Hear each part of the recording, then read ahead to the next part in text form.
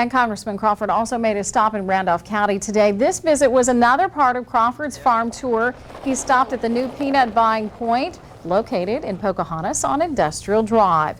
Crawford says this new facility is going to be a key point in farmers deciding to invest in peanuts as a crop.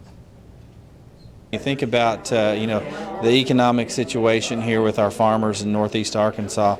They're looking for other options and new alternatives, and this is certainly one of them. And so this is we're going to see, I believe, peanut acres continue to expand over the next 2 or 3 years.